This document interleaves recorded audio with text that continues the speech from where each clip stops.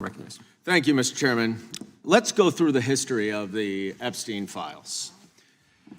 During the Biden administration, this was cause celeb number one for the extreme MAGA right, that there was some massive conspiracy to hide Democratic political involvement in Jeffrey Epstein's sex trafficking ring. It was promoted and perpetuated by Kash Patel and Dan Bongino over and over and over again.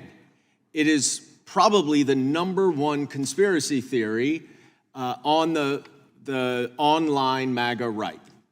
And it was pushed and pushed and pushed that they had to release the files, they should release the files. And Donald Trump was asked on the campaign trail, should the Jeffrey Epstein files be released? And he said yes. Donald Trump comes into office, and Pam Bondi releases a small portion of the Epstein files that had primarily already been public. There's an uproar on the right and by many, many members of Congress about why the Epstein files were not being released. Pam Bondi says, she writes a memo or an email saying that she wants an explanation for why there aren't more files that are released within 24 hours and that within 2 weeks she intends to release them. Then the FBI spends tens of thousands of hours going through the files to redact them. Redact, obviously, what you would need to redact, which is the identification information and any other information about the victims. That lasts a couple months. All of a sudden, it goes quiet. It goes quiet. Suddenly, Congresswoman Luna and others who have been pushing so aggressively for the Epstein files to be released decide we're going to stay quiet. And all of a sudden, they're not released. Well, what do we learn next? Oh, we learn, actually, this whole right-wing conspiracy theory is BS. It is bogus, and Donald Trump is in the Epstein files. So now, all of a sudden, the Republicans who were so aggressively intent on releasing the Epstein files because they were going to be a huge, explosive story about Democrats involved with Jeffrey Epstein are quiet.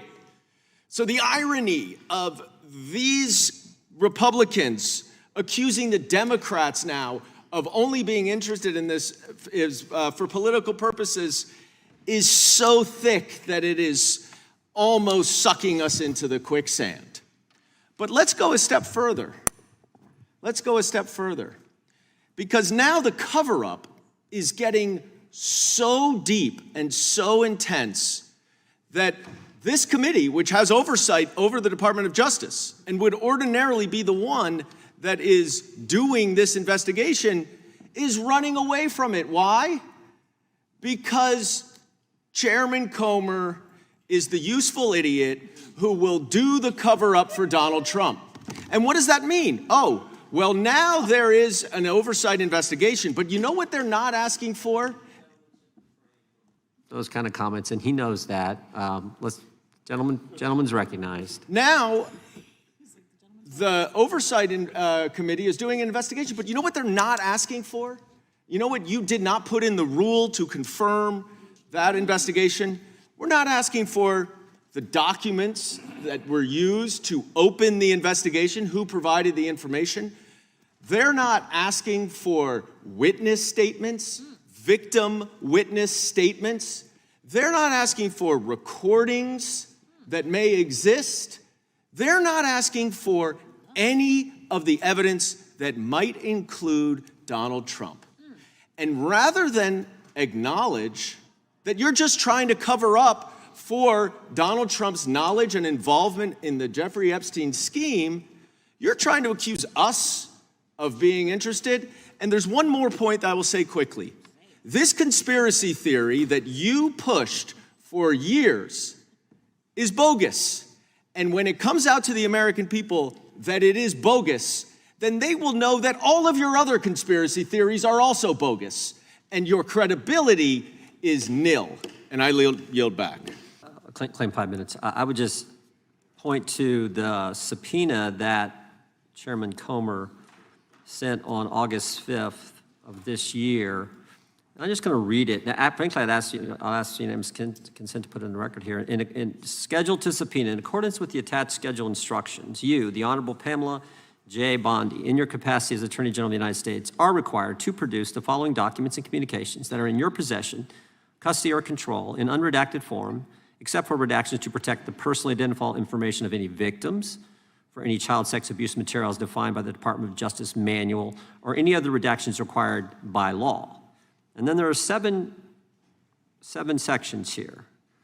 Number 1, all documents and communications relating or referring to Mr. Jeffrey Epstein, Ms. Ghislaine Maxwell, and further relating to or referring to trafficking, exploitation of minors, sexual abuse, or related activity.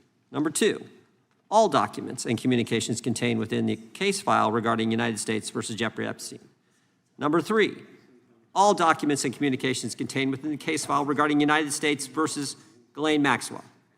Number 4, all documents and communications contained within the file pertaining to the investigation of Mr. Jeffrey Epstein by the U.S. Attorney's Office for the Southern District of Florida that resulted in the 2007 non-prosecution agreement between the U.S. Attorney for the Southern District of Florida and Mr. Epstein. So this would answer what Mr. Raskin, I think, has raised real questions about multiple times in today's hearing. Number 5, all documents and communications relating or referring to United States versus Jeffrey Epstein, United States versus Ghislaine Maxwell, and the investigation of Mr. Epstein that resulted in the 2007 non-prosecution agreement between the U.S. Attorney for the Southern District of Florida and Mr. Epstein.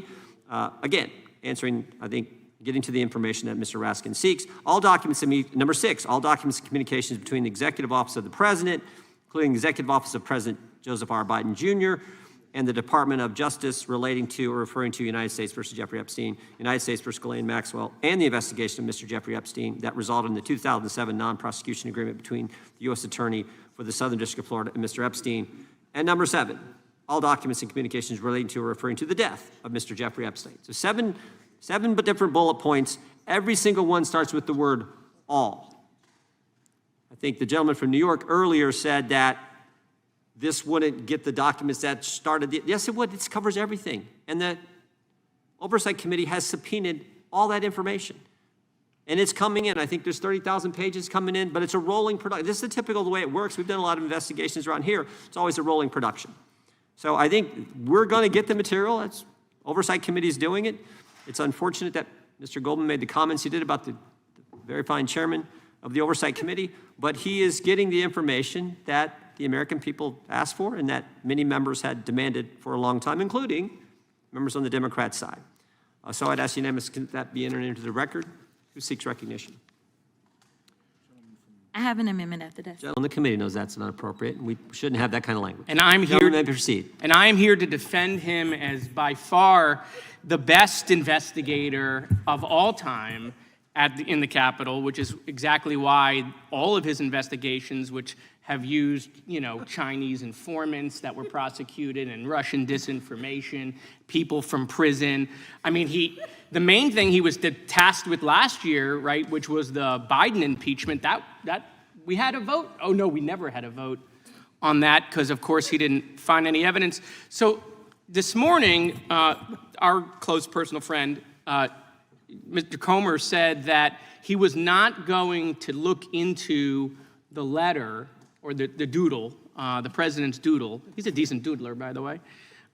So he wasn't going to look into whether the signature was a forgery, and I'm concerned about that because this is the president of the United States.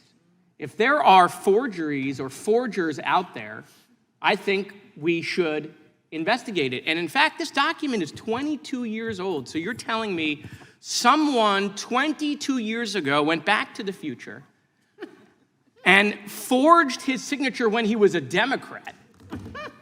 And somehow this person was Nostradamus, knew he would become a Republican, become president 22 years later.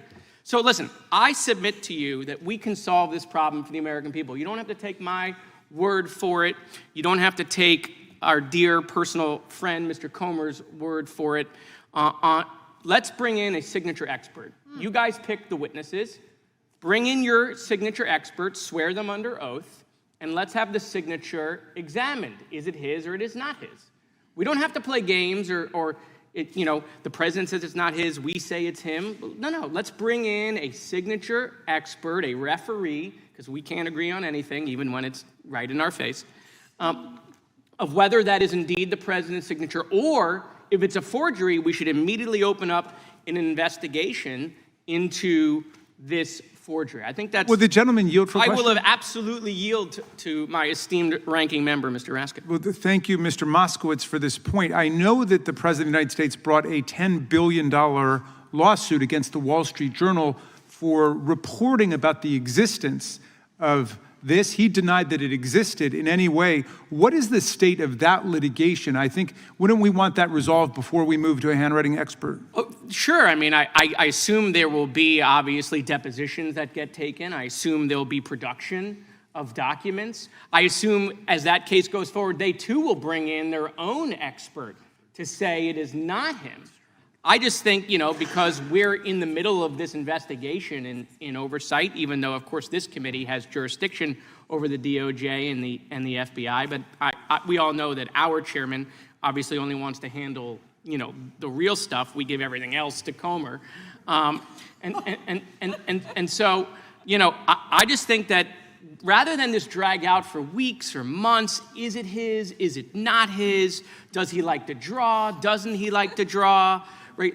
Let's just get an expert in here to tell us if, listen, I'll tell you right now, if you bring in an expert, you pick the expert, you swear him up. If that expert tells us it's not his signature, I will accept the results. I will absolutely accept the results that it's not his signature and it is absolutely a forgery. But I'm willing to bet that we won't do that. I'm willing to bet we won't do that. But prove me wrong.